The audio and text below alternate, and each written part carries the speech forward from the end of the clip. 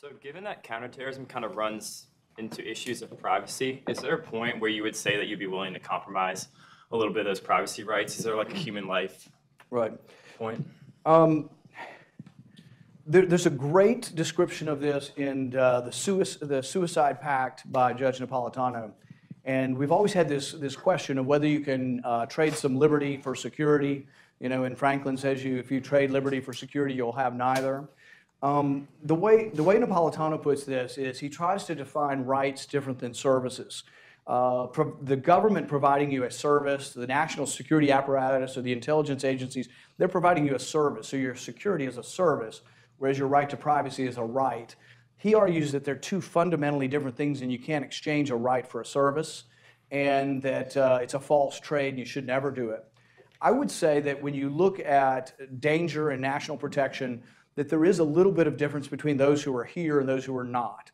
So for example, if you are an American and you've gone overseas and you're fighting with ISIS and you're toting a gun, I think it's important because people kind of get lost in the whole Bill of Rights Constitution. The Constitution doesn't really apply to you at all. I mean, if you're in a war zone and you're shooting at us, we're going to shoot you. No one's going to read you Miranda rights. They're just going to shoot you.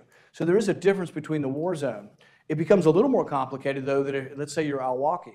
So you're al-Awlaki or his son, which we killed, or his daughter, which we killed, and you're overseas and you're a propagandist. Al-Awlaki may never have ever raised a rifle or shot a bullet. Was he dangerous and an enemy of ours? Yes, but it's different. I mean, we have to sort of decide as a country whether, like Tokyo Rose, would we all push the button to kill Tokyo Rose with a cruise missile or with a drone? I don't know. I mean, there has to be some question of where it ends. Do I have a problem with drones going around the side of the mountain and shooting 50 opposing soldiers? No, I mean, that's great. I do worry about when we can push a button and it goes 2,000 miles away or 3,000 miles away and we just kill someone. There's also the practical aspect of whether or not we actually kill more than we create. And I'll give you an example. We sent the Navy SEALs into Yemen recently. Does anybody remember us voting to go to war in Yemen? We are at war, allied with Saudi Arabia in Yemen. There's been no vote. It's absolutely terrible and unconstitutional. But also from a practical point of view, we sent a Navy SEAL team in there. They killed some people, including al-Awlaki's daughter. I don't know how the al-Awlakis show up everywhere, but they killed the daughter, they killed several women, and they killed some al-Qaeda targets. Now, they all claim it's worth it, but they won't even tell me what they got. I've asked them in secure hearings, what'd you get? Oh, we got some good stuff. It's really going to be good for the country. We're really keeping you safe. But they won't even tell specifically what they got, so I have to trust these people that it was worth it. But I can tell you this is my theory.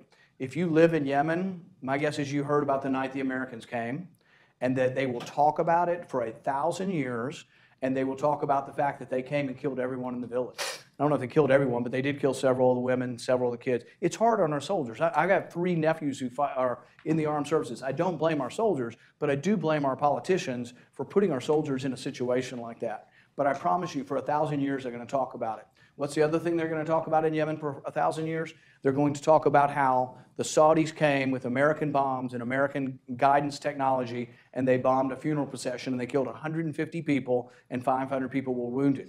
See, we're more concerned about Britney Spears or some kind of actress on TV or what they're wearing. They still talk about the Battle of Karbala in 832 AD.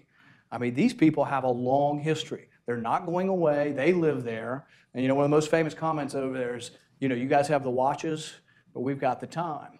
They're going to stay there forever. Are we going to stay in Afghanistan forever? But I guess back to the fundamental question, is there a trade-off? I think there can be a different standard. There isn't always a Fourth Amendment standard for privacy for everybody in the world. For us, there is. If you are in the United States, you get protected. And it's important. It's not just citizens. It's all persons in the United States. But coming in, and I can even agree to a little bit of a lower standard, like the 702 standard isn't probable cause to get information. But I do worry we've gone too far when we collect all of the phone information in Italy. We have a whole month's worth of data for everybody in Italy. When we're collecting Angela Merkel's private cell phone calls, I worry that we've gone too far.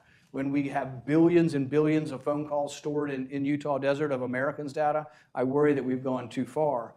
So to my mind, you shouldn't have to give up liberty for security, and if you ever do, the error should always be on the side of liberty. We will make America great again.